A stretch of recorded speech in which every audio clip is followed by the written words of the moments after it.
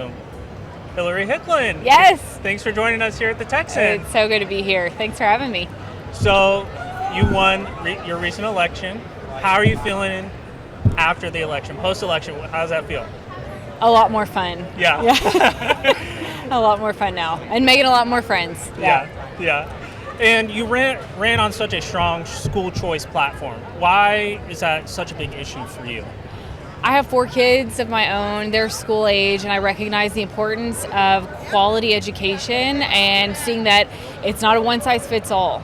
And looking at the outcomes for our public schools and recognizing too many of our students are falling behind, and just wanting every family to be able to choose the best education for their children, and that's a God-given right. Right.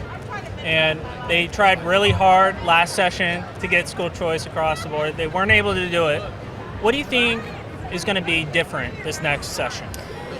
You know, I'm really grateful for all the progress of that bill, because it really showed the strengths and the weaknesses, where the players are, who's engaging in this issue, and it was just really illuminating as to the best way to move forward. So I'm excited. I think we'll get a robust universal school choice bill next session. Yeah. Is there anyone who you saw as like a real school choice fighter that you're excited to join up with? You know, Brad Buckley's been amazing, and we share Bell County, so he's been just a wonderful resource to me and his staff. I think he did such a fantastic job of listening to everyone, bringing everyone together in a way that not a lot of people could, and I think that says a lot about him as a representative, and I think we're lucky to have him in the State House. Yeah, and you know, school choice is one big issue. Another big issue has been border security. Been lots of discussions about how to best protect the border. What do you think you might be able to bring in terms of border security into the Texas legislature? You know, as far as I don't know that I have a new perspective to bring necessarily, but definitely join in the support of the efforts that are being made right now, and that essentially it's our constitutional right to protect our borders. It's an issue of security. A lot of people want to conflate it with immigration, but this is separate, and it really is foundational for the future of our state.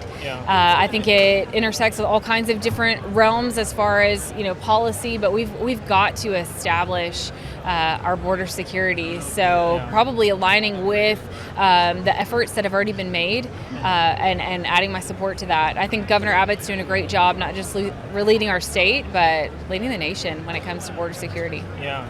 And so school choice, we just touched on border security. What other issues are you really passionate about touching on when you start in the legislature? So I am passionate about education, and I'm hopeful as far as, you know, the future of bringing reform to education in Texas. But as far as it goes, I'm passionate about serving my district well, and so, like, the issues I was passionate about were protecting children, and serving on the subcommittee for the Republican Party of Texas to stop sexualizing Texas kids.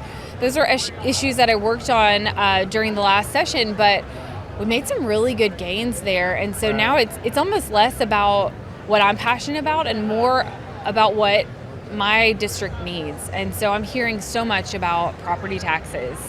And then, of course, infrastructure like the grid and water rights, water infrastructure. Those are issues that might not necessarily be unique to my district, but are definitely concerns for my voters and constituents. Yeah. And so we're here at the convention. What makes this convention different than maybe previous conventions? It seems like there's a lot of people here right now. What's some unique aspects about this year? Well, I heard that attendance is up something like 60%. And that is really encouraging, just as a Republican in the state of Texas, to see more people engaged and involved and educating themselves on the issues and networking and connecting. I think we will be stronger as we're connecting and moving forward together. And obviously unity is the big goal, to be unified in our focus so that we can be effective. Yeah. Well, we've heard a lot about a split in the Republican Party and people saying we need to come together. What is going to bring people together? What do you think that can be? You know, I think having an eye on the end goal.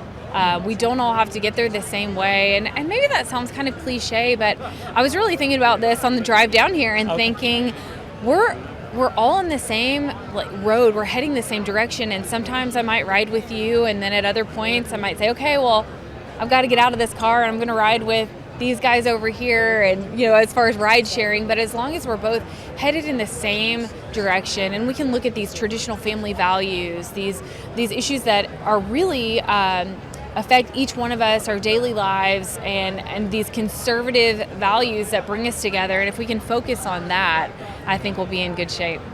Well, that's awesome. Hillary, thank you so much for joining us. Yeah. Look forward to following you in the Texas legislature coming up here. Well, thanks for reporting and having me. I appreciate it. Of course.